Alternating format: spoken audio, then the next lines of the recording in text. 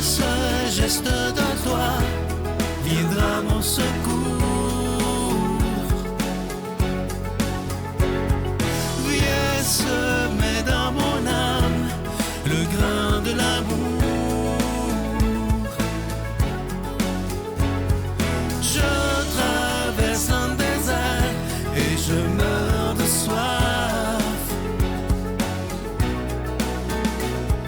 Montre-moi le mystère qui garde la foi.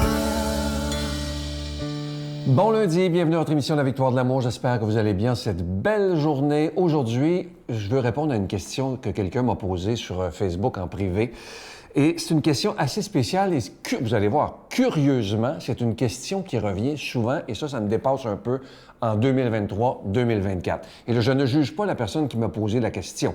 La personne, c'est une dame, assez jeune là, quand même, dans la quarantaine, et elle me dit « Je me suis fait une nouvelle amie et elle n'est pas croyante, mais pas pantoute. Elle veut rien savoir de toutes ces affaires de Dieu-là, de catholique, tout ça. Est-ce que je dois la garder comme amie? » Bien, j'espère que oui, vous devez la garder comme amie, parce qu'il fallait avoir juste des gens qui pensent comme nous dans notre vie, ça serait bien épouvantable. Et moi, je pense que ça, c'est une question de respect. Si on aime vraiment notre ami, il faut l'accepter tel qu'il est ou tel qu'elle est. On n'a pas à essayer de convaincre quelqu'un de devenir croyant. C'est pas comme ça qu'on devient croyant. C'est pas, je vous l'ai dit souvent depuis des années, c'est pas à coup de Bible sur la tête qu'on va convertir le monde.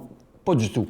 Et oubliez pas, un jour, quelqu'un me disait, qui m'avait écrit aussi en disant « Moi, je préfère ne pas avoir d'amis qui croient pas comme moi. » Mais je vais vous dire une chose, ça, c'est une attitude sectaire. Hein, vous savez, dans les sectes, on dit si votre entourage ne pense pas comme vous, éloignez-vous-en. Mais ça n'a pas de bon sens. Ça n'a pas de bon sens. Moi, je vous le dis, j'ai des amis qui ne croient pas en Dieu, j'ai des amis qui sont bouddhistes, j'ai des amis qui sont musulmans et j'ai des amis qui sont catholiques ou chrétiens ou peu importe. Alors ça, c'est important pour moi. Et vous savez, ce que j'aime, c'est que d'être entouré justement de gens qui ne pensent pas comme moi, parce que ça m'oblige à réfléchir. Mais si on est toujours avec du monde, tu sais, le petit groupe, là, toujours où on pense pareil, on parle pareil, et ça, j'en connais, même chez les catholiques. Alors ça, il faut être très prudent de ne pas se fermer, mais comme le pape François le demande, de s'ouvrir. Et lorsqu'on va s'ouvrir face aux autres, bien, on va être beaucoup plus chrétien. Et comme l'abbé Pierre, je vais vous répéter souvent des phrases de lui, si on veut devenir des croyants qu'on va croire, il faut devenir des croyables. Parce qu'être croyant en 2023, ce n'est plus assez.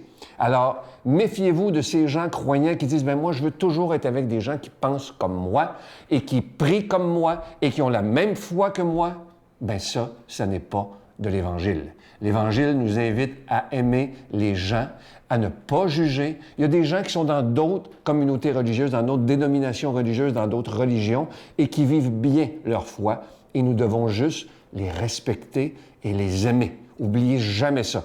Parce que moi, ce qui me fait peur, et il y en a de plus en plus, on le voit sur Internet d'ailleurs, chez les chrétiens, chez les catholiques ou des protestants, qui veulent juste être ensemble et se fermer, comme je disais tantôt. Il ne faut pas faire ça. Ce que le Seigneur nous demande, c'est d'ouvrir grand les bras et d'accueillir les gens comme ils sont en les aimant totalement. Alors, on essaie ça, de ne jamais se refermer sur nous-mêmes ou sur notre communauté, mais d'aimer l'autre tel qu'il est, même s'il est complètement différent de moi. Ça va même m'apporter beaucoup dans ma propre vie. Notre Père qui es aux cieux, que ton nom soit sanctifié, que ton règne vienne, que ta volonté soit faite sur la terre comme au ciel. Donne-nous aujourd'hui notre pain de ce jour. Pardonne-nous nos offenses, comme nous pardonnons aussi à ceux qui nous ont offensés.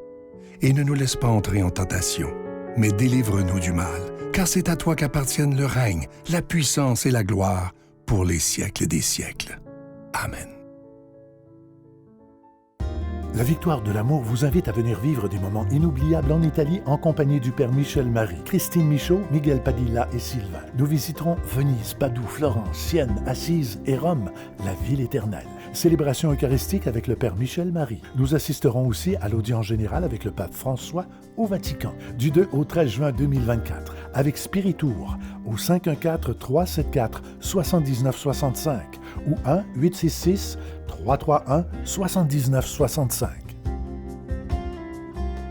Je suis tellement content de vous parler de ce magnifique cadeau du mois. Il s'agit du pendentif de la lumière divine. Vous allez le voir à l'écran, il est tellement magnifique. C'est en cristal tchèque et ça vient avec la chaîne qui est en acier inoxydable, donc elle ne ternira jamais. Ce bijou, il est déjà béni. Je vous rappelle que vous le recevrez avec un don de 25 $ et si vous en voulez deux, avec un don de 40 $. C'est la période de Noël qui s'en vient. Alors, merci de nous aider. Ce que je veux dire, c'est que si vous faites vos cadeaux de Noël avec la Victoire de l'amour, ben vous aidez évidemment la Victoire de l'amour à pouvoir continuer d'annoncer la parole de Dieu. Alors, je vous donne l'adresse, la Victoire de l'amour, case postale 120, succursale Boucherville à Boucherville, le J4B 5E6, je vous la redonne. La Victoire de l'amour, case postale 120, succursale Boucherville à Boucherville, le J4B 5E6. Également par téléphone, par carte de crédit du lundi au jeudi, de 8h30 à 17h dans le 514-523-4433, 523-4433 ou sans frais le 1-888-811-9291, 1-888-811-9291 et aussi sur notre site Internet, le www.lavictoiredelamour.org. Je vous rappelle également que la Croix de l'Espérance est toujours disponible à la demande générale, ainsi que le bracelet qui est tellement magnifique aussi, le bracelet qui est en pierre volcanique. Merci de tout cœur de ce que vous faites pour la Victoire de l'amour. Merci de votre grande générosité et merci aussi de nous porter dans votre prière. Parce que vous savez que sans vous, cette émission-là ne pourrait pas exister. Mais tous ensemble, si on décide de se donner la main, de serrer les coudes, nous pouvons être là encore pour des dizaines et des dizaines d'années. Je vous remercie de tout mon cœur de votre don et aussi de votre prière.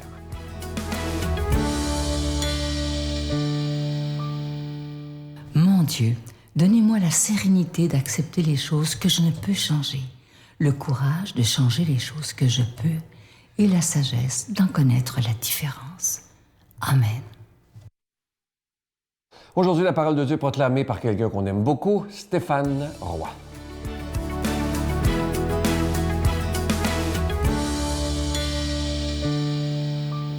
Bonjour à toi, bon lundi.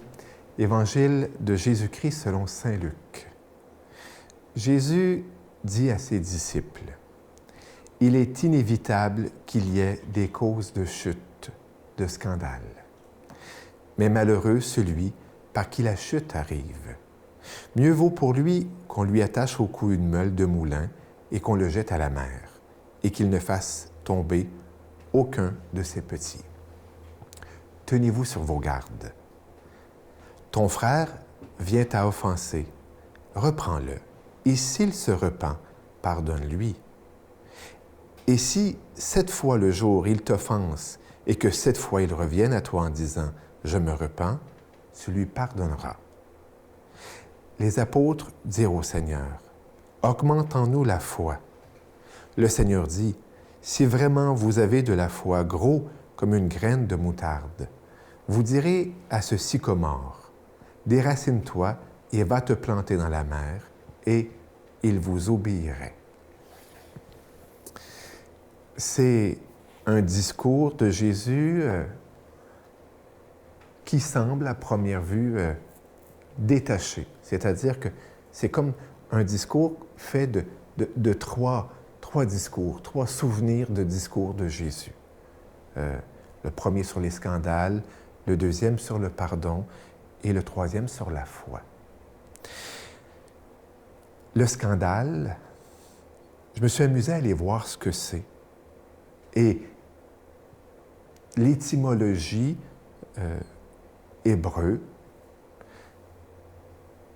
grec, latine, nous renvoie à un mot qui m'est familier parce qu'on le voit de temps en temps dans les psaumes. Quand on fait, par exemple, l'office du bréviaire, on prie les psaumes et c'est une expression qui nous revient souvent. C'est le filet de l'oiseleur. Le scandale ou l'occasion de chute fait référence au filet de l'oiseleur. Et ce filet sert à attraper les oiseaux en plein vol. Et je trouve ça intéressant de voir le scandale ou la cause de chute, tout dépendant de la traduction, dans cette perspective-là. Scandaliser voudrait dire prendre quelqu'un dans son envol, lui empêcher de s'envoler, d'avancer, de cheminer. Voilà pourquoi, entre autres, on parle de chute. Quelqu'un qui marche ou qui court et qui chuterait, ben, n'avance pas, bien évidemment. Fort heureusement, il peut se relever. Et je trouve qu'à ce moment-là, le scandale, ben, peut nous interpeller. Est-ce que j'empêche les gens d'avancer? Est-ce que j'empêche les gens de prendre leur envol? Et à ce moment-là, eh bien, on peut voir qu'on peut empêcher les gens de s'envoler, de prendre leur envol, d'avancer, de cheminer, pour plein de motifs. Ça ne serait que la jalousie. On ne veut pas que les autres avancent, on ne veut pas que les autres s'envolent ou volent plus haut que nous. L'autre chose, c'est la prière des apôtres d'augmenter la foi. Et à cette prière, ce qui est intéressant, c'est que Jésus répond en disant, si vous aviez la foi gros comme une graine de moutarde. C'est-à-dire qu'à l'exposition de leurs désirs, parce que la prière des apôtres est une exposition du désir, je t'ai souvent déjà partagé la prière comme aviver le désir, s'exposer au désir, présenter notre désir. Eh bien, Jésus cherche à l'augmenter, cherche à aviver le désir. Non pas en y répondant directement, mais en essayant de l'aviver. Et en cela, je trouve très belle l'expression de la pédiatre et psychanalyste d'enfants française, Françoise Dolto, dont je t'ai parlé il y a déjà quelque temps, qui justement dans ses livres « La foi au risque de la psychanalyse » parle de Jésus comme le maître du désir. Parce que Jésus ne veut pas étouffer le désir. Au contraire, il le respecte, il le réoriente, il l'avive. Et c'est cela que Jésus fait avec la prière des apôtres. Sur ce, que le Seigneur te bénisse aujourd'hui et t'accorde de prendre ton envol et puis de vivre la foi. Amen. Je vous salue Marie, pleine de grâce. Le Seigneur est avec vous. Vous êtes bénie entre toutes les femmes, et Jésus, le fruit de vos entrailles, est béni. Sainte Marie, Mère de Dieu, priez pour nous pécheurs, maintenant et à l'heure de notre mort.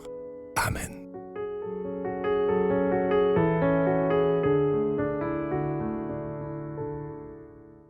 Comme je vous en parle depuis quelques semaines, le magnifique cadeau du mois de novembre, je vous dis, il est beau, pas à peu près. Il s'agit du pendentif de la lumière divine, vous le voyez à l'écran, c'est en cristal tchèque et la chaîne est incluse et comme elle est en acier inoxydable, elle ne ternira pas. Et je vous rappelle, je sais que beaucoup de gens sont très contents, la croix de l'espérance, elle est de retour enfin, mais pour une dernière fois, c'est une quantité limitée. Ça a été vraiment extrêmement demandé. Vous vous souvenez, il y avait un objectif au mois d'août de prier pour quelqu'un, de donner une croix de l'espérance à quelqu'un et de prier pour cette personne dans le secret de notre cœur. Alors, vous êtes des milliers à l'avoir fait et je vous remercie. Alors, elle est encore disponible. C'est des beaux cadeaux de Noël à faire et à se faire. Je vous remercie de tout mon cœur de ce que vous faites pour la victoire de l'amour. Il est temps plus que jamais, avec tout ce qu'on vit sur la planète, avec la guerre, les guerres plutôt, il est temps plus que jamais d'annoncer ce Jésus qui est le prince de la paix, celui qui nous parle d'amour. À bientôt. Bye. J'entends son violon qui joue des airs d'autrefois pour moi. J'entends son violon partout. Moi, je veux le voir, c'est un rendez-vous que je veux. L'amour a pris son temps